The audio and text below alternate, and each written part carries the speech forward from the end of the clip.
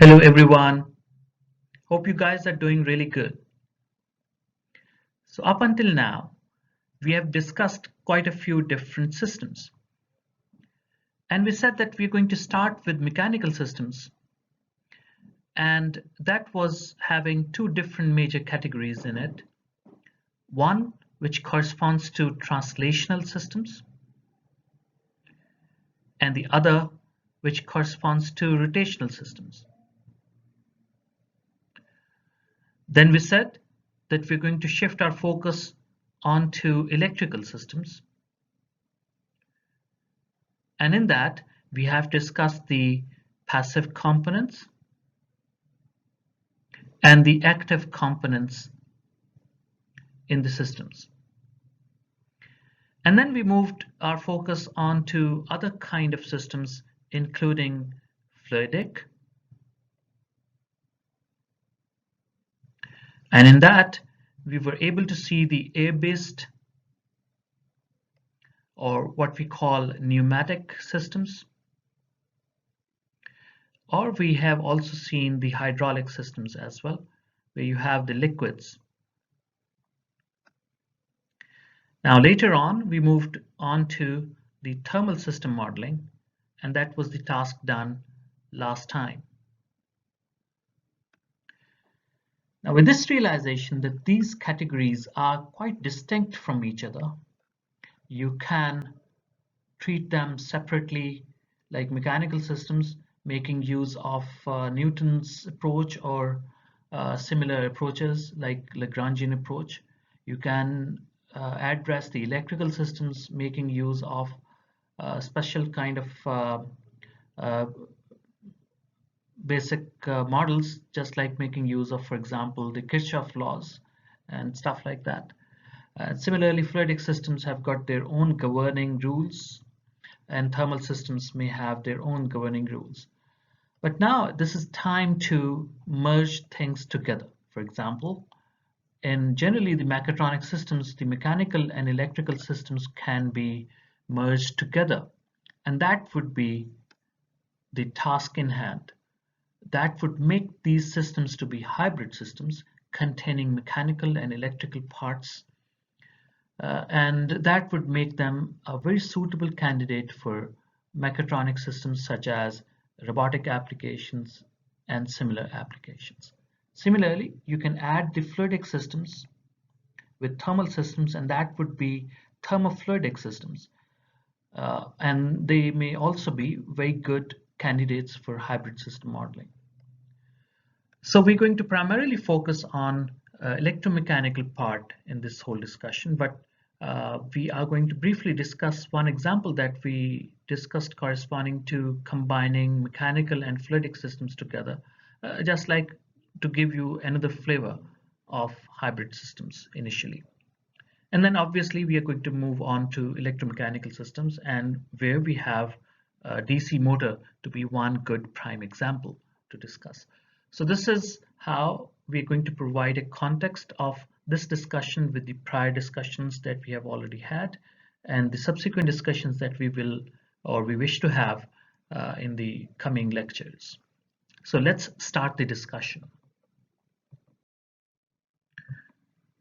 So the first example was air-operated hydraulic spool valve. In that, you can recall that air pressure was provided as input to the system. And this corresponds to the general purpose diagram that we have drawn so many times, that the inputs are provided to the system, and system produces, because of its own internal arrangement, certain outputs. So in our case, the input is the pressure which is being provided to the system. This air pressure is going to, when exposed to this plate area A, is going to exert a force pushing this whole thing to the right. And when this moves to the right, this whole spool pushes against the spring on this side. Now, If we start from a zero condition or from a zero starting value, it means that this whole spool is going to be somewhere placed in this orientation, blocking the passage from top to down for the hydraulic fluid flow. Now, when it pushes forward, gradually this opening is going to change or open up or increase, and as a result of that, this Q is going to have a rise in it. So actually the Q in this scenario, if you can recall, that was a function of the displacement x. Now in this realization that you have got this system structured in a fashion that it is a translational mechanical system, whereas the input is provided in terms of a fluidic system. An output is also fluidic, but with a specific change that it is hydraulic in nature, which means that now it is the liquid that we are concerned about. So this is also fluidic. That's why we can call this system to be, because of this fluidic and mechanical arrangements, to be a hybrid system. Now, in a nutshell, the input air pressure is when provided. Proportional to that, the spool is going to have a change registered, change in the displacement. This displacement is going to change proportionally the fluid flow rate, and that is going to be the output from the system. But how the translational mechanical system is going to change, it depends on the mass, on the friction, and on the spring stiffness that we have placed in this spring mass damper system. And that's why it is going to be hybrid in nature. So we have developed the mathematical model of this system already. This is already written down on your notebooks. We are going to see in the subsequent slide how it is being simulated using Matlab. So let's see.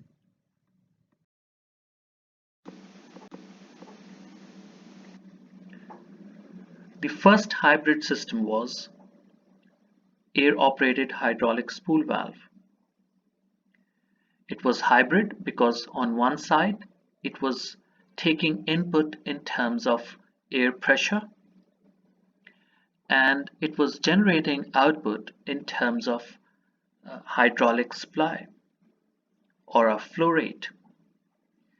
And in the middle there was a spool, which was a mechanical component which was modeled using the translational mechanical systems that we studied already.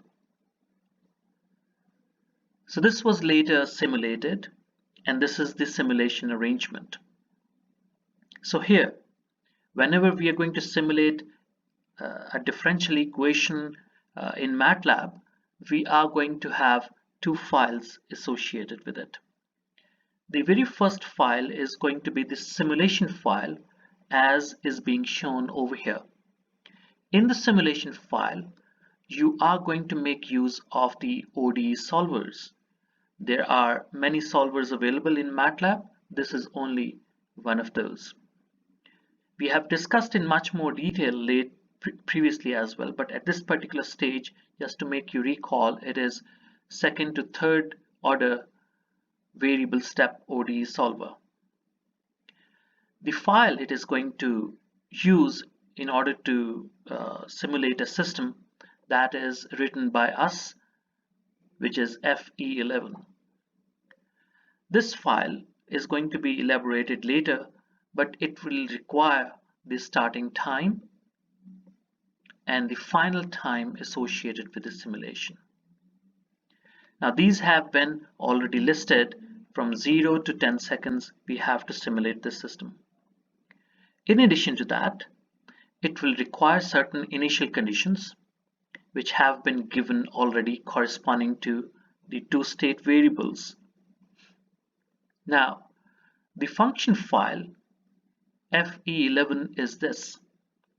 In this file, you can see the parametric values that we used in this simulation, and we have discussed in much more detail previously that how we're going to change these parametric values to see the internal behavior of the system changed. And as a designer of a similar spool valve, you will try to make use of those changing parameters. But this is not the task today. We are going to observe how the system behaves corresponding to a fixed set of parametric values. So the pressure selection arrangement have been given as a switch statement where you have different cases listed over here. But I'm more interested in making you see the state space model corresponding to the system in hand. And this is exactly the model that we developed last time. It makes use of the pressure value. It makes use of the valve opening arrangement. It makes use of the area and mass and the friction and the stiffness associated with the valve. And on the basis of that, it is going to produce the simulation results as we are going to simulate in the very first file. So what I'm going to do now, I'm going to execute this file so that you can see how the behavior is, but I will make sure that the P selection is the very first case. So P-select is when equal to 1. This means that we are not going to provide any pressure to the system. So let's execute this file and see what is the behavior of it. So when we simulate it, you can see that Q starts from a starting value of 1. It drops down, has this overshoot, and then it settles down at a 0 Q value. So it means that after initial transients, it settles down at 0 flow rate. And you can see the Q dot corresponding to this behavior as well, how the flow rate is changing. Now, if I choose a different P-select value, let it be like equal to 2, which means that now you have got a constant pressure of 4. I'm not overly bothered about the units yet, but these must be consistent. So I'm going to execute this file with this different value of P-select, and that is going to generate a different result. And you can see in color green, you can see the corresponding result. Now it settles down at a different value, which means that the valve has opened now, and it is going to, after the transients in the steady state error, in the steady state situation, it is going to produce a constant flow. Now, if I use a different P-select value once again, let it be like equal to 3, which corresponds to a pressure which is varying with time, you can expect that eventually the Q is also going to be varying with time, because this is a linear system that we are modeling. Now I'm going to execute this simulation file once again, and obviously you can see that as the time grows, the flow is going to grow bigger after the transients. So I'll share this file as well, and you can try different variants of that on your own and see how the behavior of the system changes with changing inputs. Now, in addition to that, what I can do, I can go back to the original file and make use of different values over here. Let it be like mass of the spool has grown bigger, and if it is 5 kilograms, for example, see what is the behavior of that corresponding to the same P-select value. Let it be like executed once again, and obviously you can see that it has got much bigger inertia, and that's why it is going to settle down after quite a long time.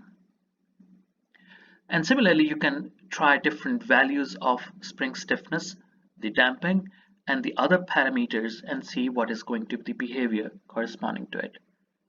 And that primarily is indicative of why the modeling exercise is going to give you the internal nature of the system and how it gives you the tools to change those parameters to better design those systems and components.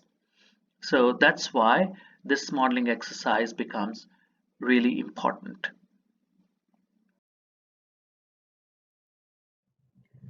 So the major example that we are going to discuss today is that of an armature-controlled DC motor. Motor generally is a machine which converts electrical energy into mechanical energy, generally rotational mechanical energy.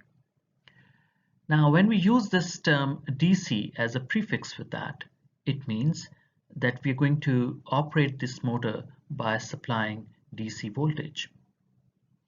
Now, these DC motors are very widely used in mechatronics applications, in robotics, in different machines, in CNC machines.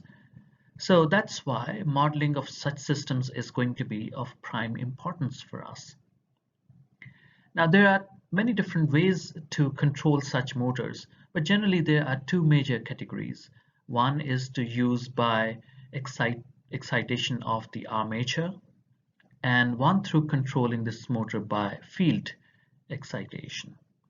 So we are going to primarily focus on armature controlled aspect of DC motor. So that's why modeling of armature is going to be primary activity in this whole exercise.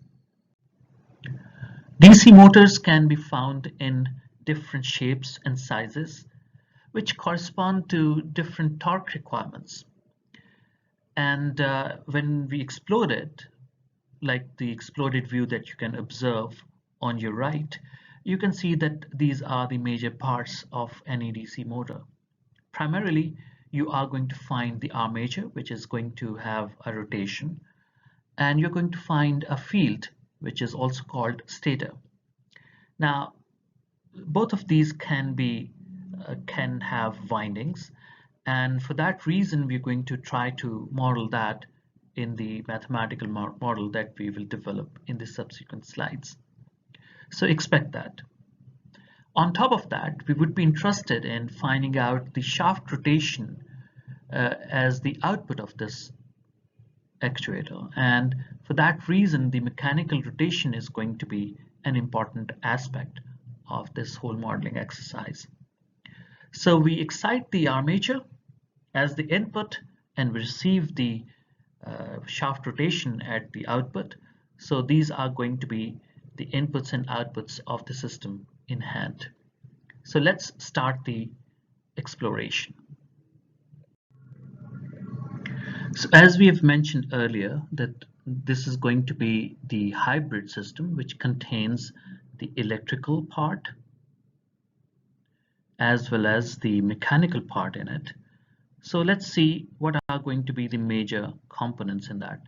In the electrical part, you are going to observe that there is the armature, obviously, as we have discussed earlier, and there is going to be the field or stator as well. So when I use the word armature, it means that there is a winding on this rotating part, and this winding is going to be that of a wire which is going to have some resistance associated with it, and because this is a winding, you are going to model just like an inductor, and that must have an inductance L in it. Similarly, for the field as well, you can have a winding for that, and that would also mean that you have a resistance and the inductance corresponding to that. So in order to differentiate the two, we are going to place these subscripts with that. So this is going to be RA and LA to be precise, and this can be RF and LF for the field windings. In the mechanical part, on the other side, you are going to observe that there is going to be a rotating mass, and whenever you have a rotating mass, it would mean that you have a rotating inertia.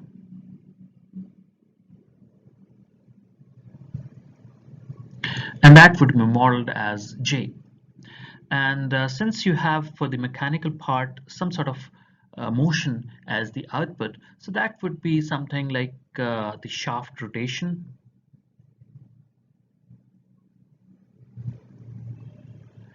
And when I use the word shaft rotation, it would mean that the kinematics of rotation are going to be incorporated in it. So that would mean that you have the angular displacement for the shaft rotation.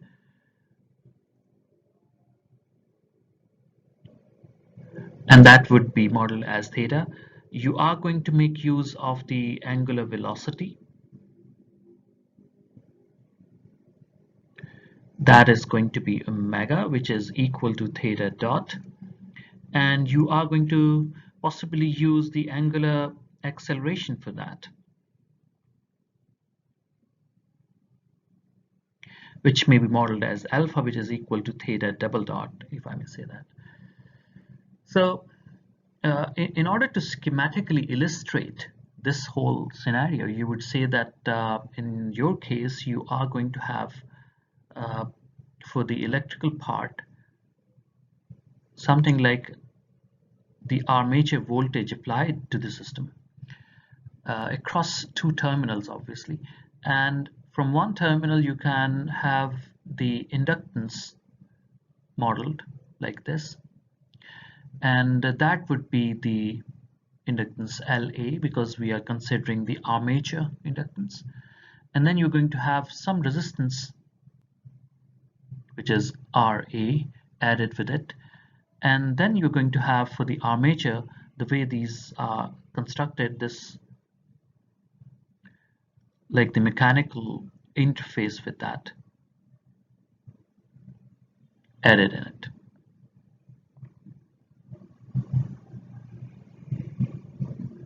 So that would look something like this. Now, because you have this winding which has got the inductance and which has got the resistance in it, so you are going to, when apply the voltage, expect the armature current in it. Now, you must have studied in your undergrad studies that whenever you model this rotational mechanical system inside this armature, you are going to expect a back EMF generated, which is going to be EB in this case. And obviously on the shaft of this armature, you are going to expect the mechanical system there, and that would be something like the rotating mass that we have labeled earlier. So that would be J, which is a rotating inertia. And obviously, because there's this shaft rotation, you are going to expect that you are going to have the torque as well as the angular displacement or angular velocity or alpha associated with that. So that is there. But on top of that, you must also realize that this rotating mass is going to have some sort of bearing surfaces which are going to have a resistive element added in it. So I can add that as well in this whole activity, and that would be like a damping added in it, damping B. So with this realization that you have got this as the electromechanical system, if I may label this as the electrical side and label this side as the mechanical side. So you can see that in this particular scenario you have a hybrid electromechanical system, which we are calling like an armature controlled DC motor. Now on top of that, I should also make you realize that field winding is also going to be important for us, although we are not getting this thing controlled via field excitation, but that is going to be there, and that incorporates the inductance and the resistance corresponding to that. So let it be like LF added in it, and that is going to be a field excitation voltage added across these two terminals. All right, so with this realization that you have got this schematic diagram drawn, which we can further use to model this whole activity, we move on. Now for back EMF, we know that this is going to be following a specific expression, and if we can recall, this back EMF was directly proportional to the angular velocity of the shaft. More the angular velocity, more will be the back EMF, and that when is used alongside the motor constant Ke, that is going to be Ke times the omega. And actually in this case I can also write down that this is going to be Ke times d theta by dt, because that is the angular velocity. Now the other thing that I should also make you recall is that the torque generated by the motor is also going to be, in this case, proportional to the current it draws from the source, and that is going to be, when use the constant over here, this is going to be Kt times Ia, which is the armature current. Now I should also make you realize that this in a general scenario, what happens is that Ke is going to be equal to Kt, and for that reason in certain modeling exercises you would see a general constant K used called motor constant.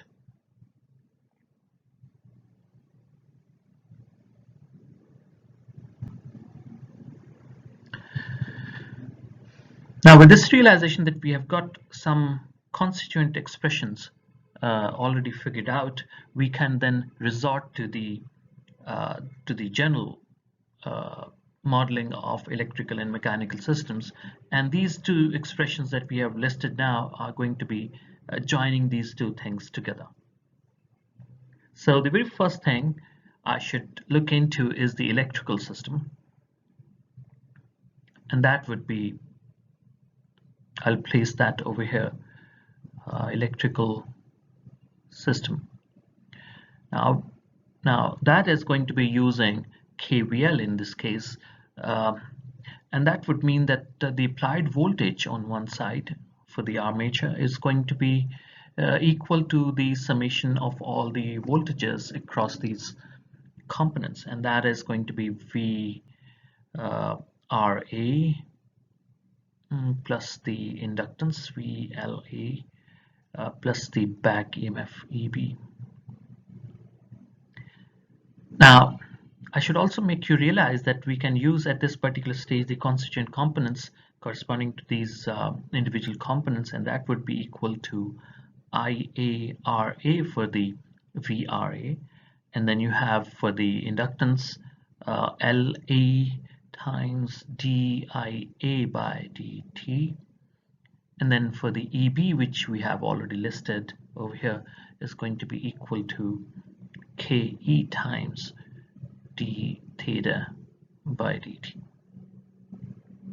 Let it be like encapsulated so that we can use it for our subsequent modeling exercise. So this is going to be labeled as equation number 1.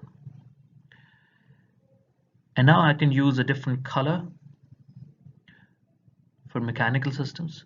So mechanical system would say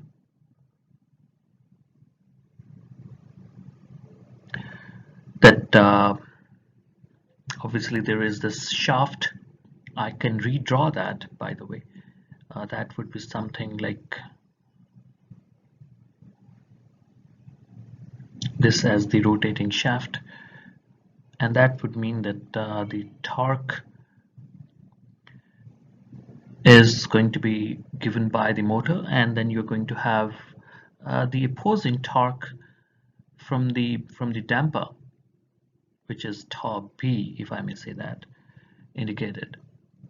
So that would mean obviously using the formulation that we have derived already, the torque, applied torque minus the resistive torque is going to be equal to the moment of inertia times d square theta by dt, which is actually, if you recall, J alpha. Now, with this realization that T top E can be replaced, by the way, with this expression tau minus uh, B times d theta by dt, because this is a function of angular velocity, to be equal to J d square theta by dt squared. Now, with this realization that tau is also figured out already, I can replace that, and that would be equal to kt times Ia, which is equal to J d square theta by dt squared plus b d theta by dt, and that I can write down in a slightly different form. Like for the Ia, it is going to be J over kt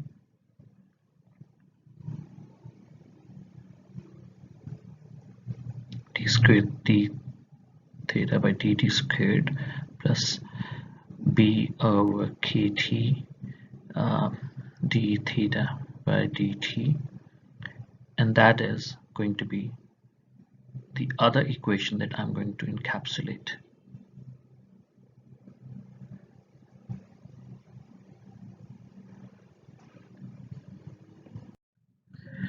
Now I can readily identify that Ia is used in equation number 1. There is a time derivative of Ia also involved in there.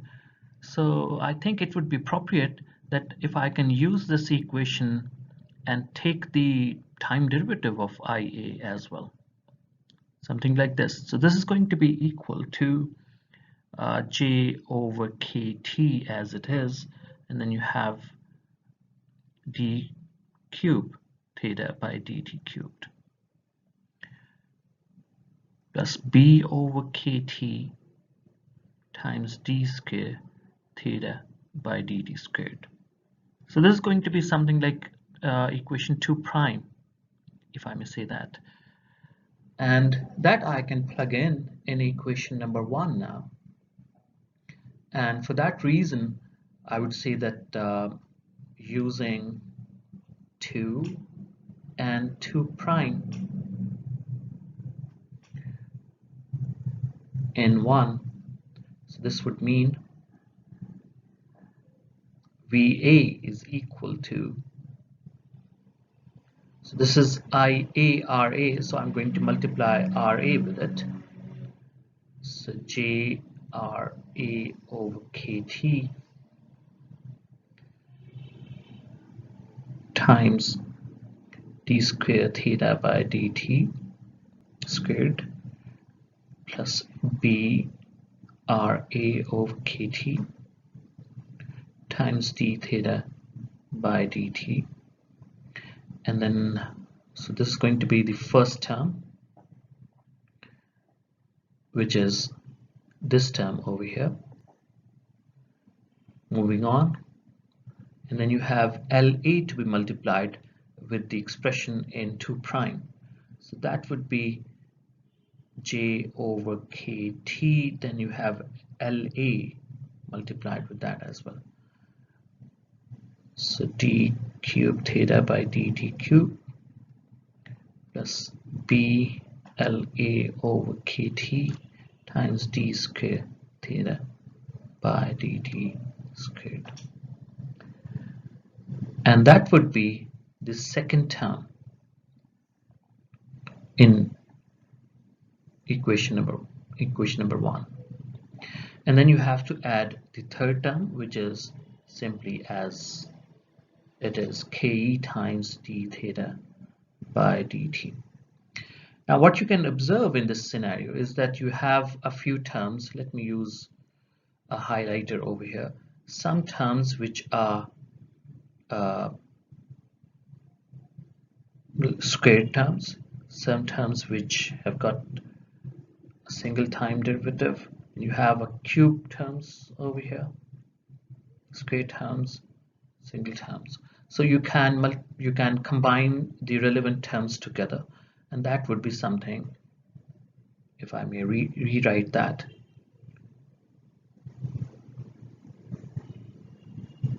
So this would mean that VA, which is the applied voltage on the armature, is equal to, I can take 1 over kT common on all the sides. So this is going to be, in that scenario, J LA, which is the highest term, over KT is already cleared.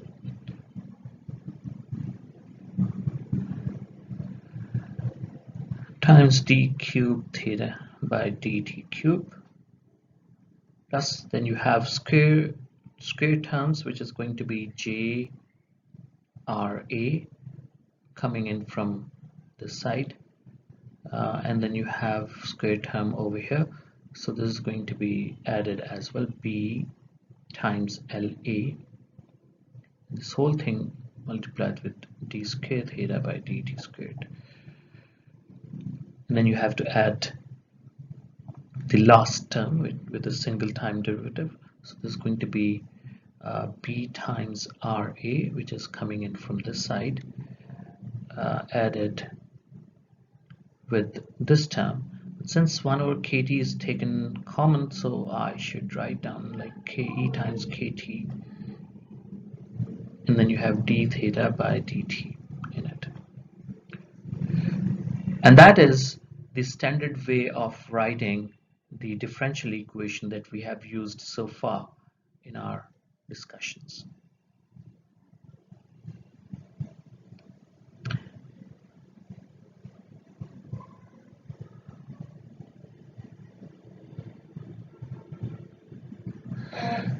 All right.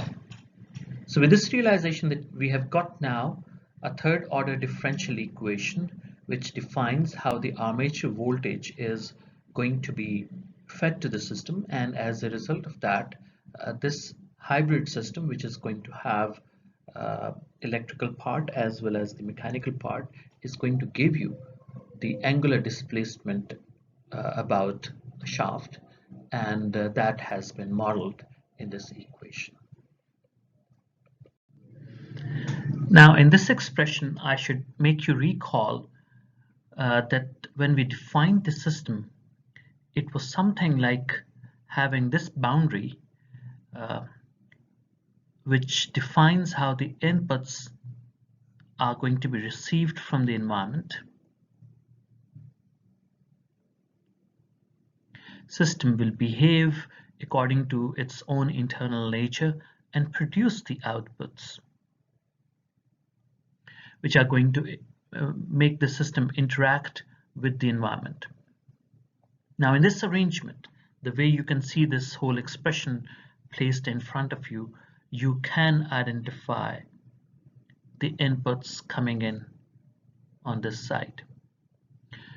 So you apply the voltage to the armature, which is going to be the input to the system. And then you get the output in terms of kinematics of the system, and those are indicated over here, over here, and over here. These are angular acceleration, angular velocity, and angular displacement, respectively.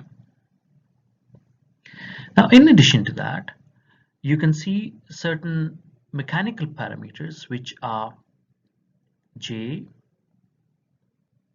and B. So these are mechanical.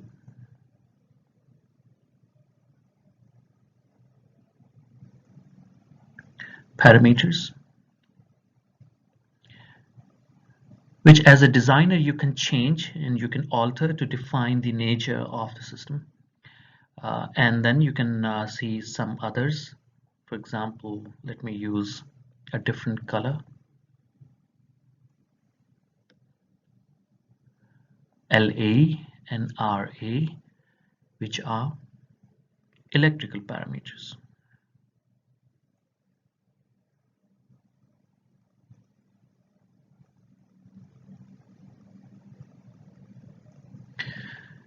Now, in addition to that, you can observe a few other aspects as well. For example, KE is going to define how back EMF is related with the angular velocity, and KT is going to define how torque is related with the current in the armature.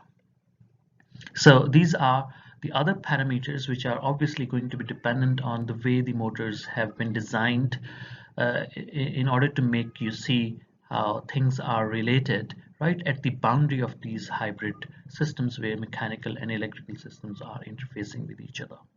So with this realization that this equation gives you, in terms of its third order differential equation, it gives you how the inputs and outputs are related, and in between it contains the information for the mechanical system in terms of their parameters, in this case moment of inertia as well as the damping factor, and it contains the information for the electrical aspect of the system in terms of inductance and resistances involved. And this is how the electrical or hybrid system is modeled, and in this case it is the third order differential equation which defines the armature controlled DC motor.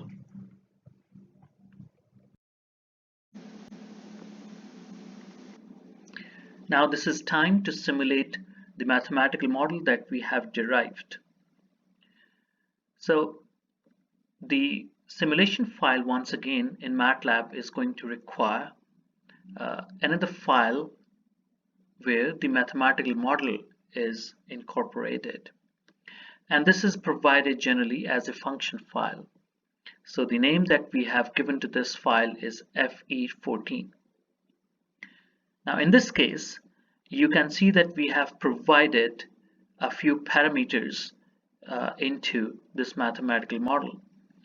But generally in your case you are going to have a specific motor or a specific case to be modeled, and for that you are going to select different parameters according to your own requirements.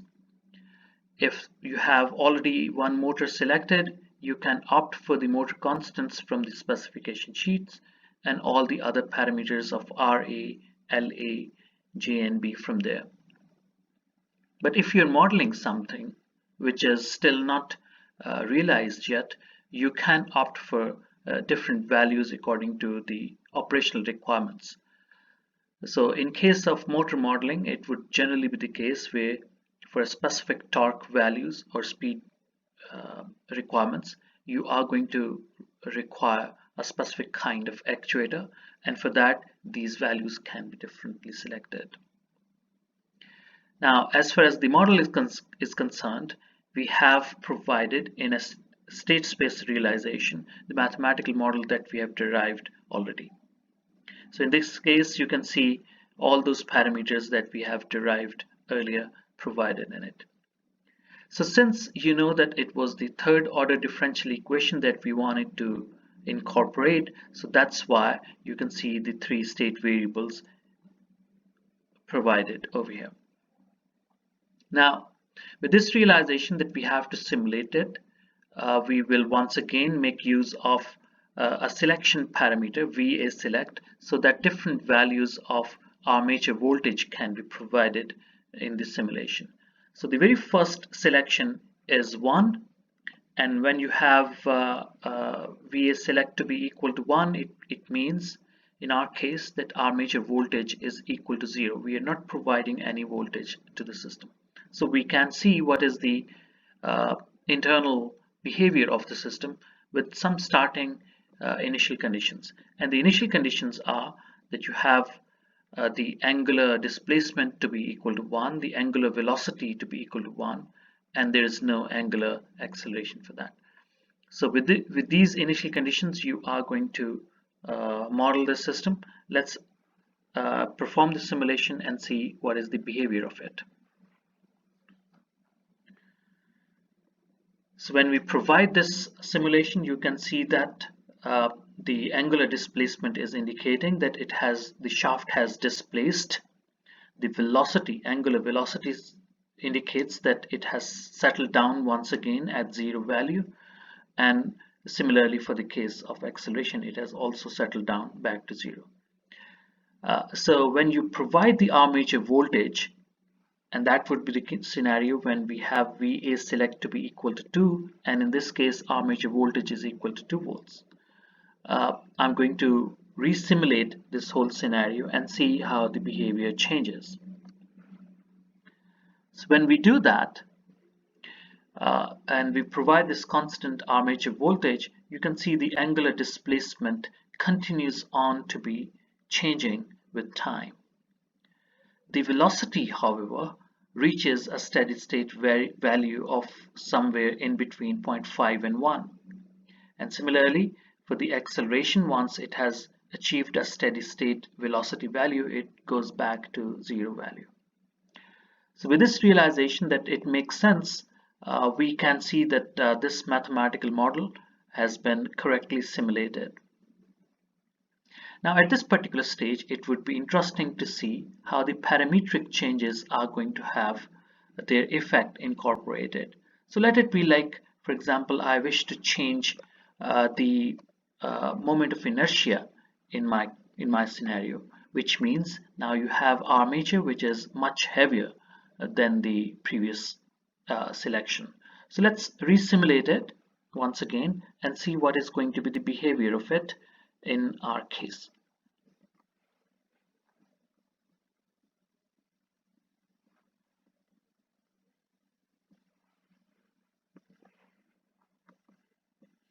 Now you can see that the behavior has indicated that there is some difference.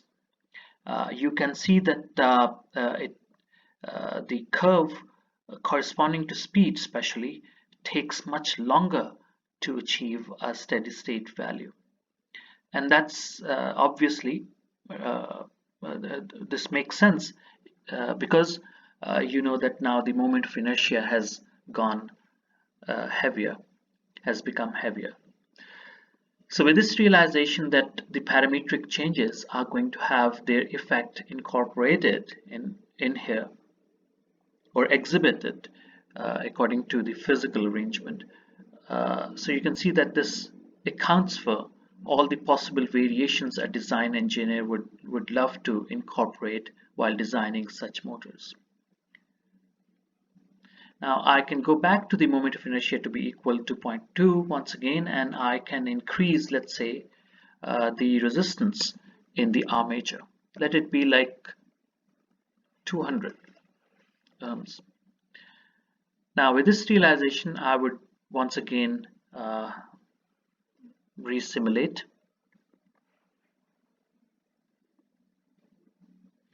And now you can see that the behavior has changed once again, and these are the parametric changes that generally you would in an iterative fashion or using some optimization code would love to change in order to better design your actuators. Now I'm going to go back to the original selection, which was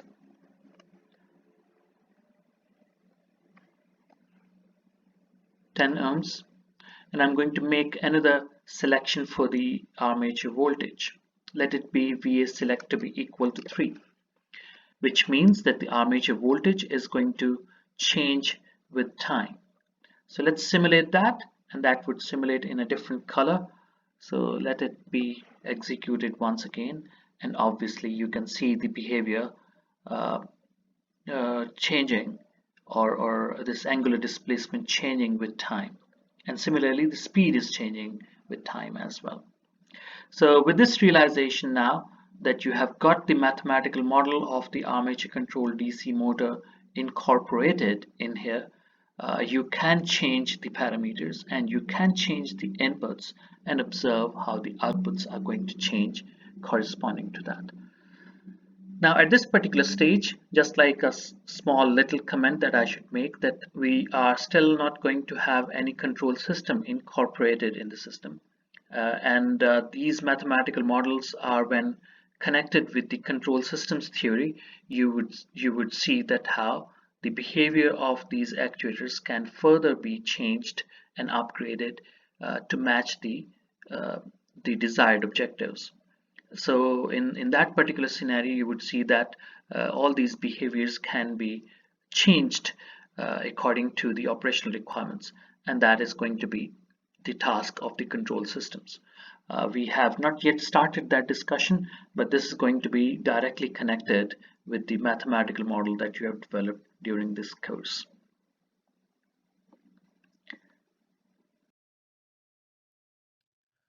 This is it for today. We have discussed two major problems. One was corresponding to air-operated hydraulic spool valve, and this was a hybrid system between fluidic and mechanical translational system.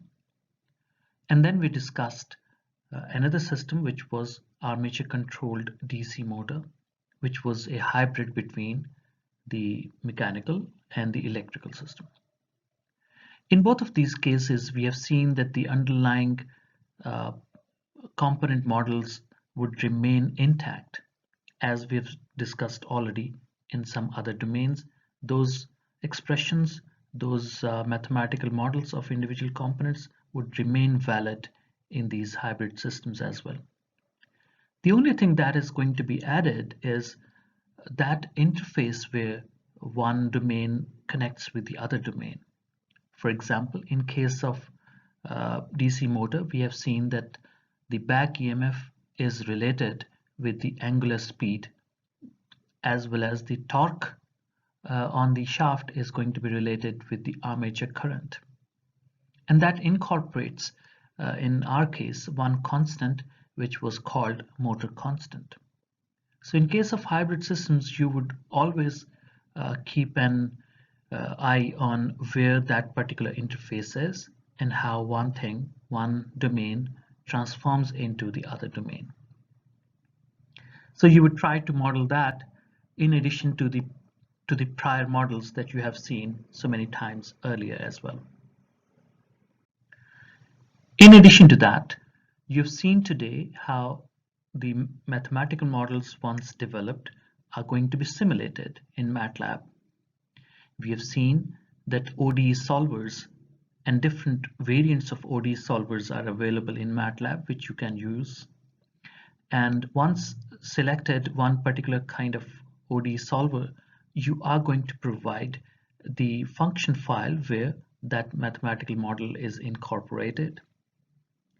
And then you're going to provide the starting time and the final time, as well as the initial conditions for all those state variables. But once those inputs are given to it, you can obviously get a solution. So ODE solvers are generally going to work in an iterative fashion. They start from an initial guess and then they reduce the error, as you might have studied in the numerical methods courses in your undergrad and grad studies. So coming back to the point, the ODE solvers are going to solve those mathematical models and they would give you the behavior of the system. But these are the tools. As design engineers or as mechatronics engineers generally, you would be interested in changing those parameters. For example, in case of motor, if you're designing a motor, you would be interested in finding out the moment of inertia, the change that you're going to exhibit by changing the moment of inertia, by changing the friction, by altering the inductance in the armature and the resistance in the armature winding. And that effect is going to have a direct bearing on the behavior of the DC motor that you're going to simulate. So similarly, for the other cases as well, you can always get a deeper insight by changing all those parameters and observing what is going to be the effect of that change on the behavior of the system, which you would obviously would love to change according to the task requirements. And later on, when you are going to discuss control systems, we have discussed this thing earlier, you are going to make use of those behaviors to further augment them or to further modify them according to your own specific requirements. And before I let you go, I should also re-emphasize that you must solve the end chapter problems so that you have this skill of developing these hybrid system models uh, uh, further strengthened, and that would be the parting thought for today's lecture. So until next time, bye bye.